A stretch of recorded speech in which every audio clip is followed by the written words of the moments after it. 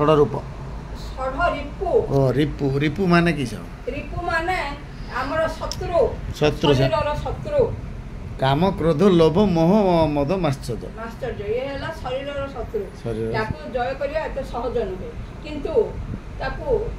आमे नियंत्रण रे रखिया टिके टिके हेले भी हां कोन ना मन को आयत करे सब नियंत्रण रे रहिबो अल्प अल्प हेले भी से षड रिपु आम शरीर रे जते दिन पर्यंत अछि विकार आम मन रे अछि विकार मनरु नगला जाए ए जो उलग्न है कि से माने भाबुचती आम विकार शून्य तमे भोजन करछो ना नहीं हां मोर तोर कहूचो ना नहीं से मोर तोर मु ए मु शब्दटा जते दिन पर्यंत अछि विकार शून्य से केबे हे परिवनी तेनु उलग्न है कि से मान जो प्रवचन को दउछ देखै हबा आकु कुहा जाए अच्छा अच्छा आकु आम जो पहुँचे आम देखे हवा से देखे हवा आकु कुहा जाए एटा अनुचित अनुचित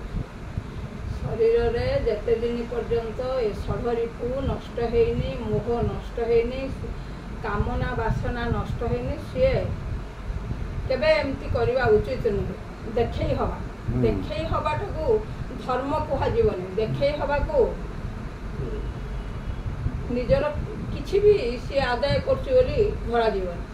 निज पाई निज आदाय करिया भगवान को नाम नबा निज पाई भगवान रूप गुण कथा कहवा बा निज श्रवण कीर्तन जो आम नवधा भक्ति अच्छी नारद मुनि ठारू नवधा भक्ति सृष्टि नवधा प्रचार नवधा भक्ति रु आमे चैतन्य थिले से केवल गोटे भक्ति रे तल्लीन हो जाउथले से गोटे भक्ति रे से मुक्त हो गले जीवन मुक्त हो गले पुनी संसार को भी केते लोक को परित्राण कर से भक्तिटा कोन कीर्तन कीर्तन बस चैतन्य महाप्रभु चैतन्य केवल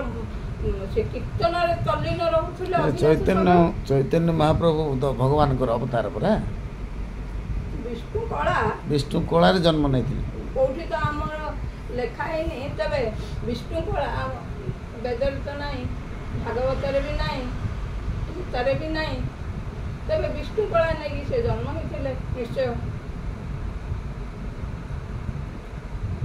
विष्णुंगर केते भक्त ता भितर से निजु तो केबे भगवान कहू नथुले दासानु दास कहूथुले मोट पर गुरु बोली जो माने ग्रहण कले ये गुरु ब्रह्मा गुरु विष्णु यही निताई गौर माने दी जन ना निताई गौर से हेले भक्त माने भक्त भगवान कर